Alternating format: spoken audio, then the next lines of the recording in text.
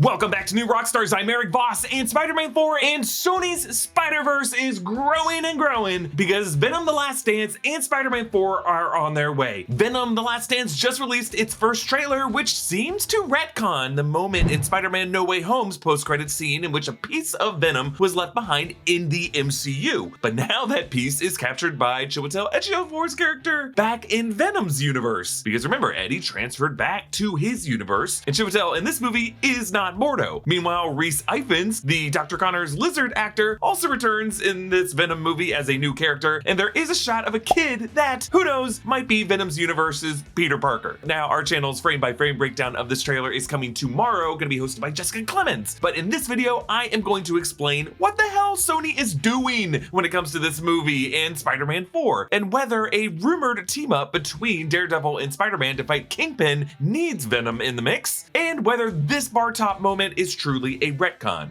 But let's break down everything we know about Spider-Man 4 and how it will tie in with Venom The Last Dance. So Eddie Brock in this trailer for Venom The Last Dance is wearing the same clothes that he was wearing in the Spider-Man No Way Home post-credit scene, so presumably we are picking up with his character after he teleported back from the MCU into the Venom universe, which Spider-Man Across the Spiderverse in that Mrs. Chen cameo scene labeled Earth 688. I don't know if Sony even knows that that scene happened, but like a couple years ago, we all assumed that the entire reason for that transference between the Venom Let There Be Carnage post-credit scene and the Spider-Man No Way Home post-credit scene was to leave this piece of the Venom symbiote loose in the MCU with Tom Holland's Peter Parker. But now what seems to be that same piece is pinned suddenly in a vial by Chiwetel Ejiofor, and Cristo Fernandez, who plays Danny Rojas in Ted Lasso, plays the bartender once more, returning from the No Way Home scene. He's wearing the same shirt, even the glasses for the fruity drinks on the bar top are the same. His hair is down and long here, but I believe in No Way Home it was also long, it was just pulled back in a ponytail. This bar set looks like it is the same general structure, but the lighting and the decor do appear to have changed a bit from No Way Home. It's not clear if this is meant to be the same bar from that scene, or if perhaps the way Eddie's hotel room warped into a different universe hotel room with different wallpaper and fixtures and furniture and lighting as he shifted into a variant universe, this might be meant to be the same bar but in an alternate universe. But the problem is Chiwetel's here, and he is playing someone other than Mordo, so that confirms that this right here is not the MCU. I guess we could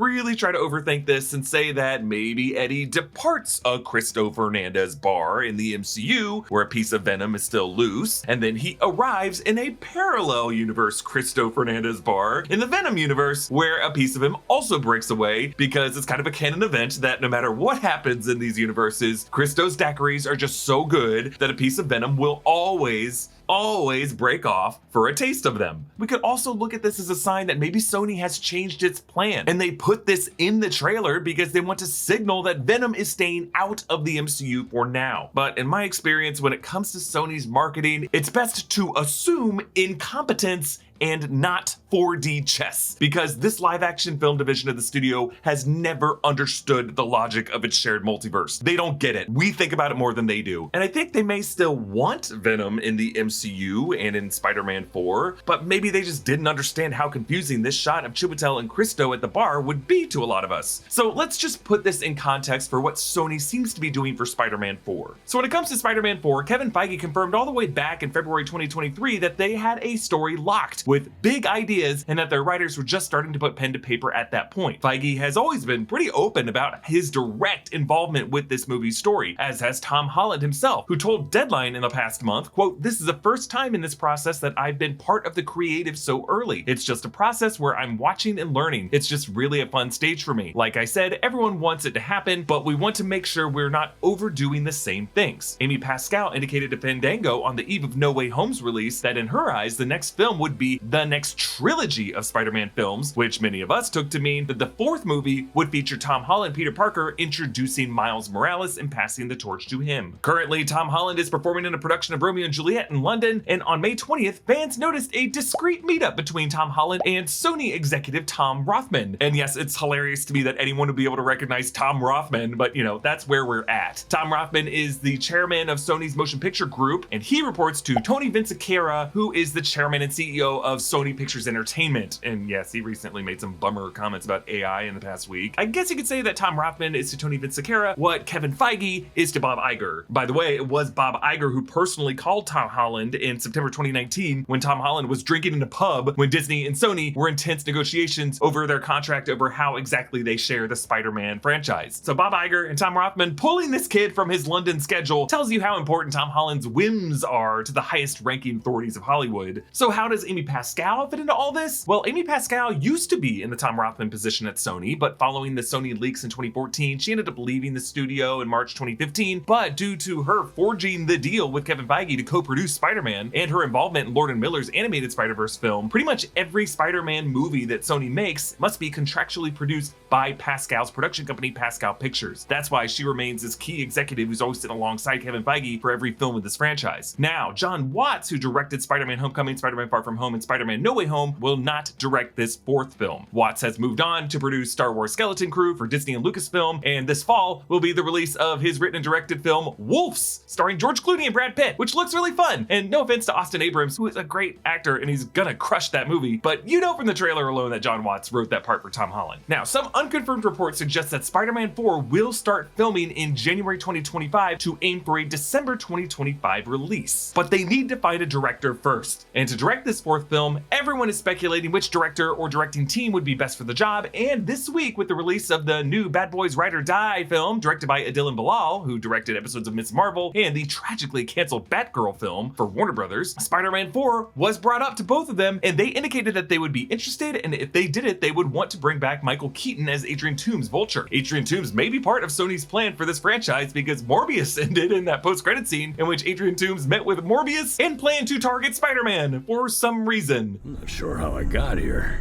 Has to do with Spider-Man, I think. I'm still figuring this place out, but I think a bunch of guys like us should team up. Could do some good.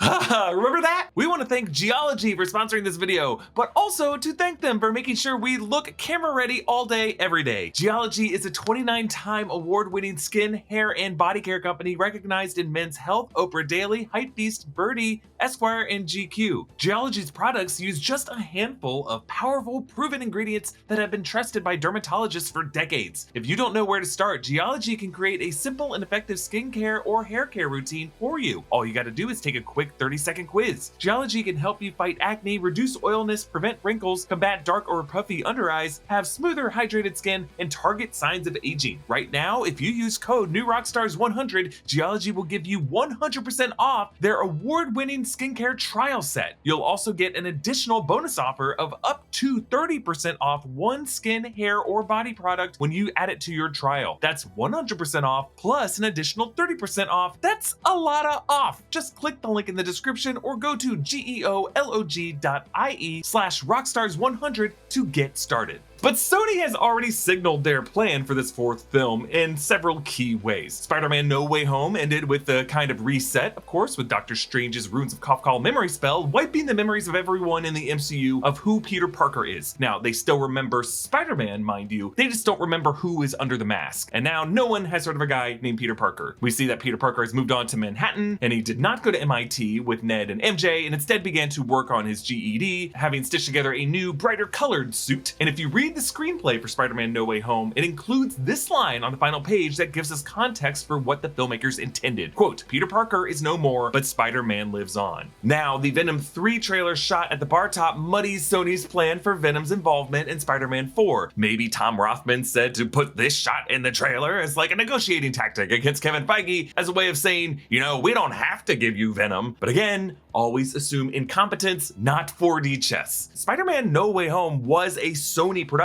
It just had Marvel Studios consultation. That was Sony's decision to add that bar top shot in the No Way Home post-credit scene. It was not Kevin Feige's decision. And I gotta imagine that Sony had some plan for that Let There Be Carnage post-credit scene that some people who work there intend on delivering in some way. Venom told Eddie this right before they got transferred over to the MCU. 80 billion light years of hive knowledge across universes would explode your tiny little brain. And then, once they got to the MCU, seeing Peter Parker Spider-Man on the TV, Venom licked the screen, suggesting something about the symbiote was drawn to Spider-Man. Now, honestly, I never really know what to make of Venom licking things in these movies. Sometimes he wants to just eat things, sometimes it's a sign of affection, sometimes it might be like a sex thing, sometimes it's just involuntary, because let's be real folks, even from the early years of Venom in the comics, Venom was always kind of a mess of a character, and that's kind of what made him fun. Like, he originated from a fan letter in 1982 for a black and white suited Spider-Man. This was sent by an Illinois comic reader, Randy Schuler, and this was responded to by Marvel's then editor-in-chief, Jim Shooter, and assigned to artists Mike Zack and Rick Leonardi, which then led to John Byrne at Marvel conceiving of a suit being made of a self-healing biological material, and then Roger Stern using that idea for a Spider-Man alien costume, and then Tom DeFalco and Ron Frenz established the costume was a sentient alien vulnerable to sonic frequencies, and then finally David Michelinie and Todd McFarlane penned Venom as its own character. Venom was always more of a visual concept, a vibe, just kind of like yuck incarnate, appealing, in my opinion, to an aging demographic of Gen X comic readers seeking more of an edge from Marvel Comics in the early 90s era. And it's why Sam Raimi never had a good take on Venom when he was producing Spider-Man 3, because I believe that Venom is not a character. He's really just a puddle of mean slop. And that, I think, is why in Sony's Venom movies, they've always just essentially let Tom Hardy do whatever he wants to ad-lib something resembling a soul into the Venom identity. And that's why he just sounds weird, and it's just Tom Hardy going like, I'm really hungry. But you know what? At the end of the day, he always looks really cool, and we have to admit, it's just awesome to see Spider-Man in a black suit and to see a good boy go bad. But ultimately, I think Kevin Feige understands and respects the visual power of seeing Tom Holland Peter Parker in a black Spider-Man suit during a Secret Wars event. And whatever Sony has planned to get them there, he is okay with. But I think Kevin Feige understands really the way to heighten what we saw in No Way Home. And it was all there in December 2021. The inclusion of Charlie Cox, Matt Murdock in Spider-Man No Way Home was such a big deal. It coincided with the release of Hawkeye's final 2 episodes on Disney Plus, which contained the surprise return of Vincent D'Onofrio as Wilson Fisk Kingpin. Being able to feature those 2 iconic characters in his MCU toy box, I believe, is what excites Kevin Feige the most about a 4th Spider-Man movie. And I think it's the best way for Tom Holland to approach the character in a way that he hasn't done before. Kingpin and Daredevil represent heightening Spider-Man's virtues as a friendly neighborhood hero. So if you're Kevin Feige, Tom Rothman, Amy Pascal, and Tom Holland, what elements do you need for this 4th Spider-Man film to be a billion-dollar hit that Disney and Marvel and Sony and Pascal Pictures can make a big enough return on investment from? 3 things. 1, Peter Parker Spider-Man teaming up with Daredevil Charlie Cox to fight Kingpin. 2, a symbiote-infected black suit. And we need a